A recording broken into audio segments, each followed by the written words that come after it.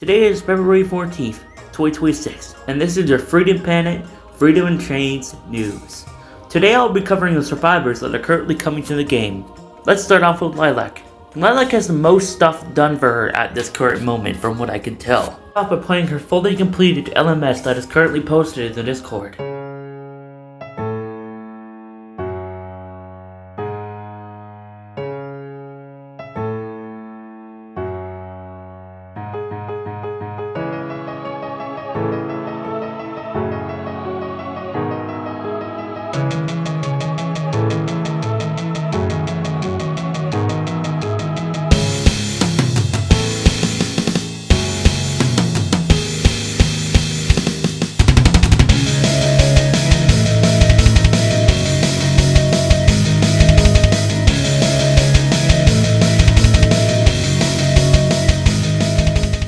Encourage going to listen to the original tune, it's actually very good. Now, let's move on to other things about Lilac. Her moveset has two moves, that being Dragon Boost and Hair Whip. The final news on Lilac is she has one skin that has been confirmed for the game, not being this one shown on screen. One last tidbit, I'll show a bit of rendering that was made for the game for her.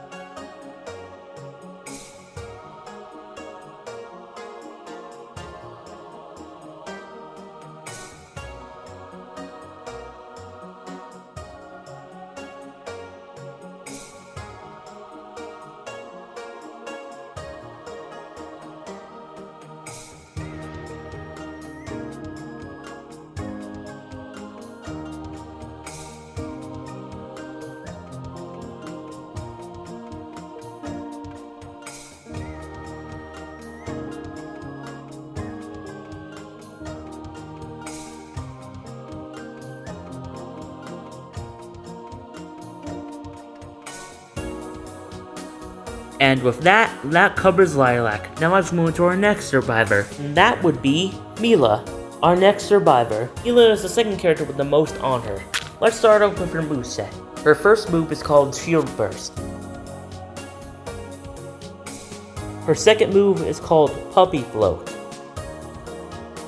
We'll now play a snippet of her temporary LMS. This is not her final LMS, just a temporary one.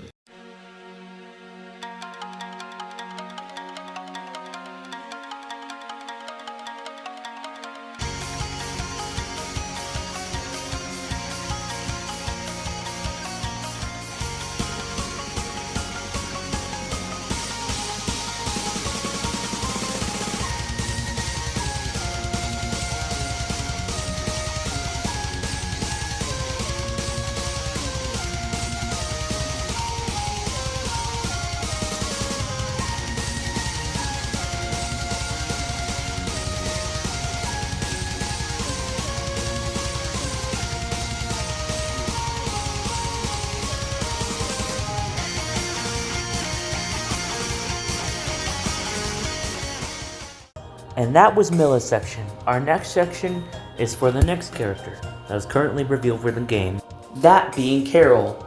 Now let's get into Carol's moveset real quick, because she is the least out of the main 40 in the game. Her first move is called Wild Kick.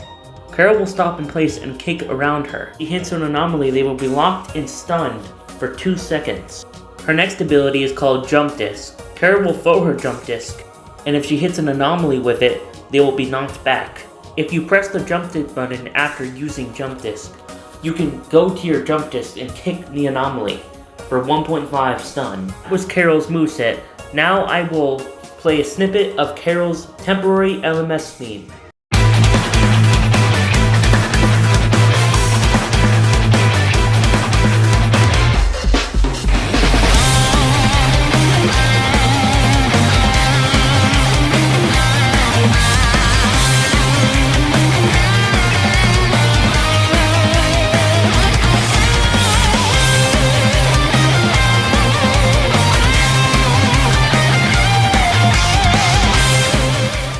Carol's section. Now let's roll into the next character. That being Spade. Spade currently does not have an LMS, but he does have a moveset, so I'll show that to you right now. Spade's first ability is Spade Toss. It basically functions like Shadow's Chaos Spears and Spectral Fades. Spade's second ability is Swipe. Spade can steal 5 seconds of your cooldown from you and put it onto themselves, basically making their cooldown shorter. But on contrast, it can only work if Spade Toss is not already on cooldown. And that was Spade's section. Now let's get into the final character that has a model currently in the game, and that is General Serpentine. He currently only has 2 abilities. I will list them now. His first ability is called Wrist Missile. Serpentine extends his arm forward and aims. When clicking, he fires a slow homing missile. The missile can travel for 13 seconds. If it hits directly, it's done for 5 seconds.